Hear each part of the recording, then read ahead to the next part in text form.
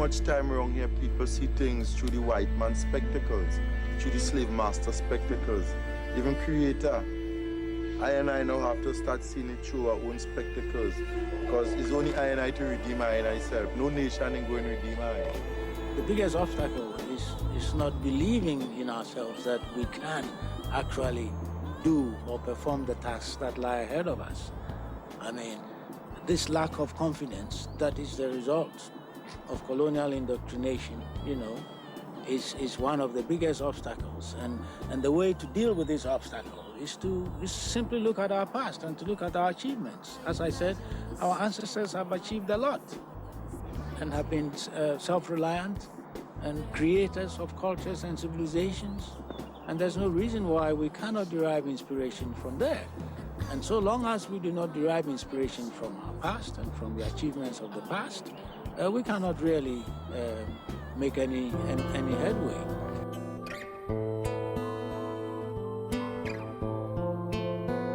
I'm all for this going back to Africa, don't get me wrong, I am.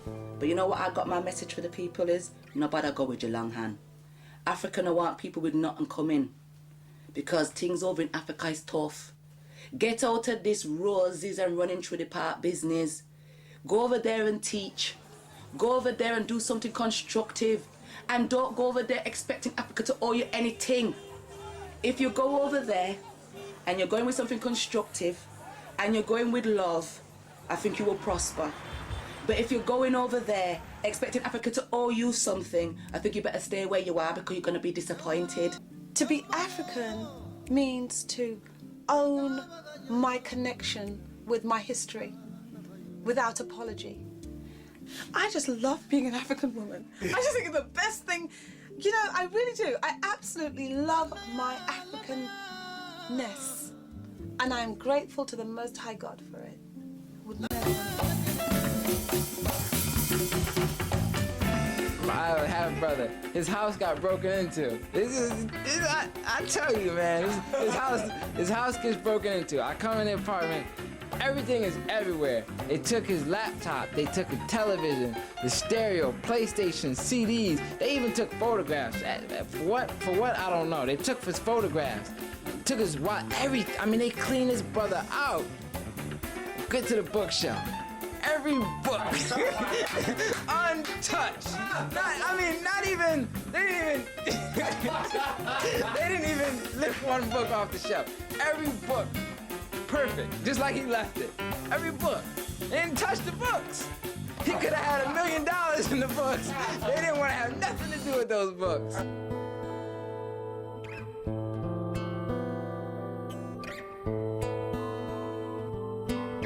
Prove them wrong. Read. They hide factual information in the books because they know we're not going to read. So read.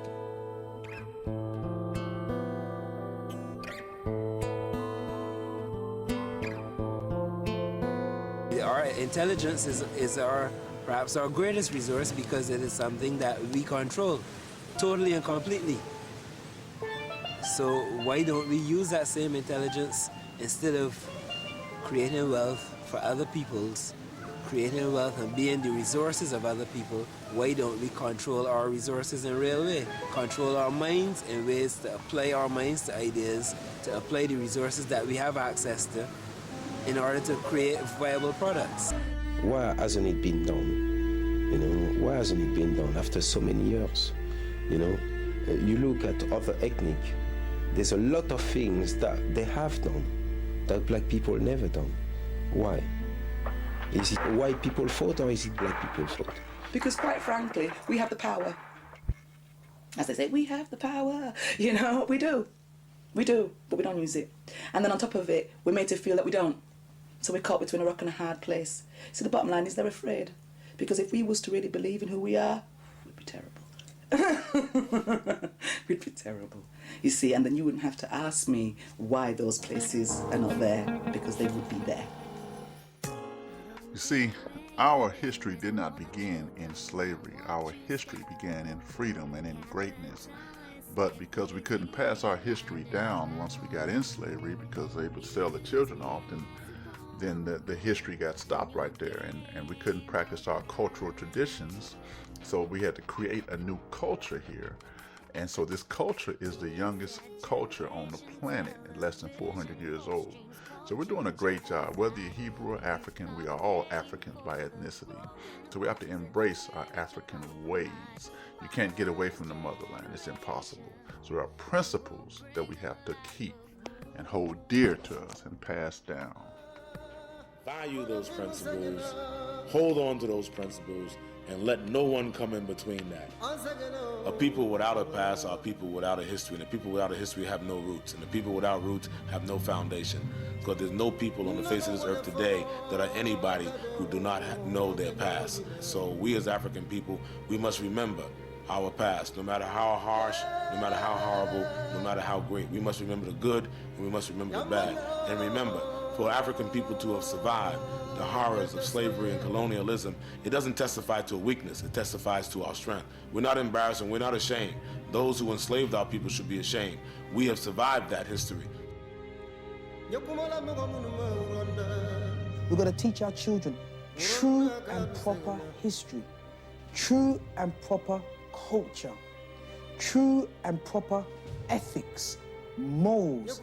We've got to teach our youth to take their minds out of a Eurocentric prison and literally elevate them back into their own minds. It is absolutely essential that we see the world through the eyes of an African people. We've got to make certain that our people know who we are, know where we're coming from, understand what has happened to us.